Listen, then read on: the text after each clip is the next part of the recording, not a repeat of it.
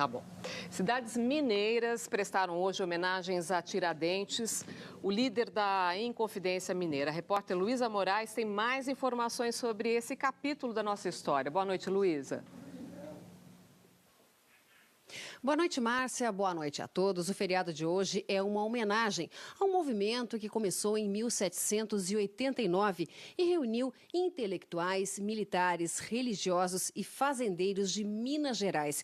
Eles queriam o fim do domínio português, mas a revolução foi reprimida. Os líderes foram presos e um dos apoiadores da causa acabou sendo enforcado.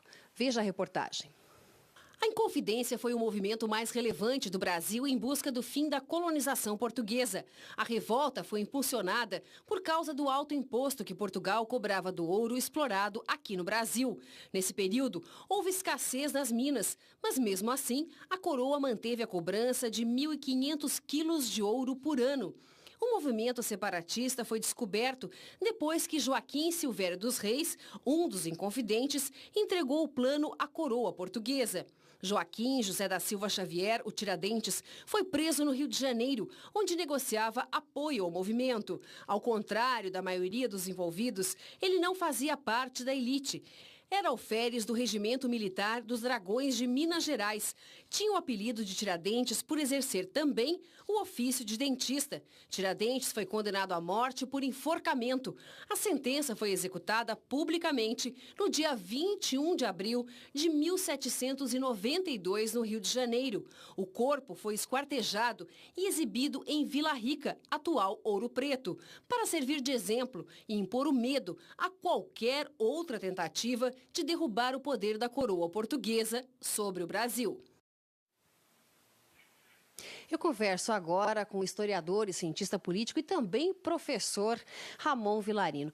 Professor, boa noite. Muito se fala do mito criado em torno de Tiradentes. Há pessoas que dizem que ele não teria a aparência que nos é vendida nos livros de história, semelhante a Jesus Cristo. O que tem de fato nessa história? Ele tinha aquela aparência ou não? Ao longo do século XIX, Tiradentes foi uma persona non grata, né? Um sinônimo de traição aqui no Brasil. E com o movimento de 1889, com a proclamação da República, houve a necessidade de se buscar um novo ícone para esse movimento e, sobretudo, para a forma de governo novo que se instaurava no Brasil. Nesse sentido, buscou-se o Tiradentes e transformou-se numa figura heróica, né? Posteriormente, inclusive, com a decretação do feriado. Ao longo do século XIX e até o século XX, nós tivemos uma migração na figura do Tiradentes, né, fazendo com que ele se transformasse nessa figura parecida fisicamente com Cristo e associando, então, Tiradentes e a República com o bem e com a cristandade que vigora no Ocidente. Até porque as pessoas que ficavam presas nos calabouços tinham os cabelos raspados, não é, para evitar piolhos, e quando iam ser enforcados já não tinham aquela mesma aparência, mesmo que um dia ele tivesse tido. Agora, com relação a uma outra coisa que se fala, que Tiradentes não teria sido enforcado, que a maçonaria teria entregue dinheiro à família de um ladrão que já estava condenado e ele teria morrido no lugar de Tiradentes. O que há de verdade por trás disso? Os historiadores lidam com fontes oficiais e não oficiais. Eu, particularmente, conheço outros colegas, não conhecemos fontes que possam atestar essa versão. Então, ficamos ainda com a versão do enforcamento e esquartejamento do Tiradentes. Muito obrigada pela sua participação no Jornal da Cultura. Essa noite eu volto ao estúdio, Márcia, com você. Obrigada, Luísa. E o feriado de hoje, que presta homenagem a Tiradentes, já chegou a ser excluído do calendário. Da mesma forma que o descobrimento do Brasil já foi feriado, mas no dia 3 de maio. O Jornal da Cultura explica. O primeiro feriado não religioso na história da humanidade surgiu em 1789. Foi o dia 14 de julho, data da queda da Bastilha, que marcou o início da Revolução Francesa. Até então, só deuses e santos garantiam uma pausa no trabalho. No Brasil, famoso e muitas vezes criticado pela quantidade de feriados, o primeiro calendário com as comemorações cívicas e religiosas surgiu no ano seguinte à proclamação da República. Alguns dos feriados oficiais são velhos conhecidos e outros bastante curiosos. Naquela época, o descobrimento do Brasil era homenageado com uma pausa nacional no dia 3 de maio. Alguns dias depois, se comemorava a abolição da escravidão. 14 de julho homenageava a liberdade e a independência dos povos americanos. E 12 de outubro era o dia do descobrimento da América. Com o passar dos anos, o número de datas foi crescendo. A Constituição de 1891 ganhou um dia comemorativo em 28 de fevereiro. E o Dia do Trabalho só surgiu no calendário em 1924. Mas a mudança significativa aconteceu em 1930. Um decreto assinado pelo presidente Getúlio Vargas cortou de 12 para 6 o número de feriados. Tiradentes ficou fora da nova lista e dos feriados religiosos sobraram apenas finados e o Natal. A partir daí, outras datas entraram e saíram de cena até chegarmos ao nosso calendário atual, com 9 feriados nacionais, 5 deles cívicos. Tiradentes voltou a receber homenagens, graças a um decreto de 1933. 12 de outubro voltou para o calendário em 1980, mas dessa vez como o Dia da Padroeira do Brasil. Quando foi descoberto o Brasil? É um problema de calendário juliano e gregoriano. Daí essa diferença entre o 22 de abril e o 3 de maio, assim como no século XX, quem acompanha a Revolução Russa, entre o 25 de outubro e a comemoração em novembro oficial das mudanças de calendário. Eu acho que é importante destacar, no caso dos feriados, a República, quando foi instituída, em novembro de 1889, como é sabido, em janeiro do ano seguinte fez uma lista de feriados. Aboliu todos os feriados religiosos, todos, excetuando finados. O Natal não era feriado tal. Instituiu um calendário civil republicano, no qual, pela primeira vez na história do Brasil, o dia 21 de abril foi feriado. Como ninguém sabia até então o que era o dia 21 e quem era Tiradentes, foi feito um manual, em 1893, durante a presidência Floriano Peixoto, pelo Rodrigo Otávio, com um prefácio brilhante do Raul Pompei, incendiário, que tiraram na segunda edição, explicando os feriados nacionais. A figura do 21 de abril, como o colega destacou anteriormente, é uma construção, a figura do Tiradentes, né? É bom lembrar que a Conjuração Mineira, fundamentalmente, é um movimento de elite que não coloca o dedo na questão central, que era o fim da escravidão. Diferente de um outro movimento, 10 anos depois, em 1798, na Bahia, em que a questão central era o fim da escravidão. É claro que a República, quando foi proclamada em 1889, ela teve de criar seus heróis, e aí vem a lista dos feriados. Ela tinha opções: Confidência Mineira, Conjuração Baiana ou a Confederação do Equador com Frei Caneca.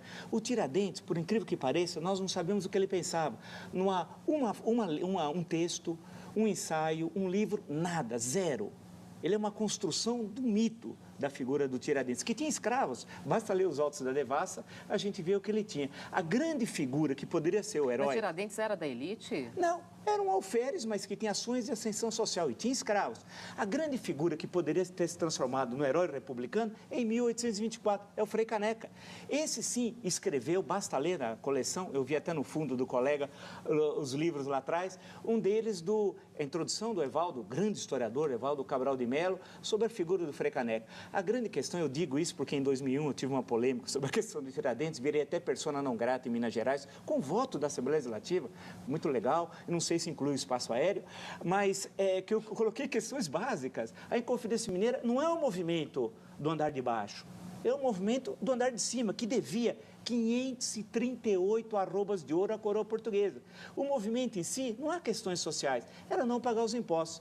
As questões sociais são colocadas na Bahia, em 1798, que é o fim da escravidão, ou nos movimentos, na passagem entre a ida de Dom João VI a Portugal, a independência e logo depois a Confederação do Equador. A figura de Tiradentes significa o quê? Que não é importante? Claro que é. Ele é uma vítima da repressão da coroa portuguesa. É bom lembrar que foram condenados à morte, junto com ele, 6. 5 a pena foi comutada, e a dele não. Claro, porque ele era do andar de baixo, socialmente falando. Muitos foram depois deportados para a África, né? O Tomás Antônio Gonzaga, por exemplo, o célebre, foi lá para Moçambique e tal.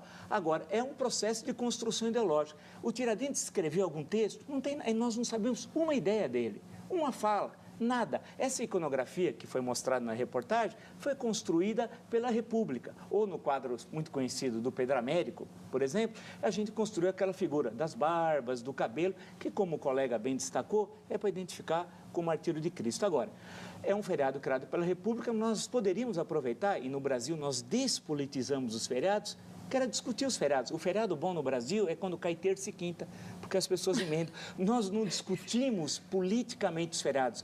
Isso é ruim para o país. Não é só o 21 de abril, o 7 de setembro, o 15 de novembro. Não, rapidamente, o História com o Vila, ele acaba de dar uma aula sobre isso. O que eu observo é uma coisa só.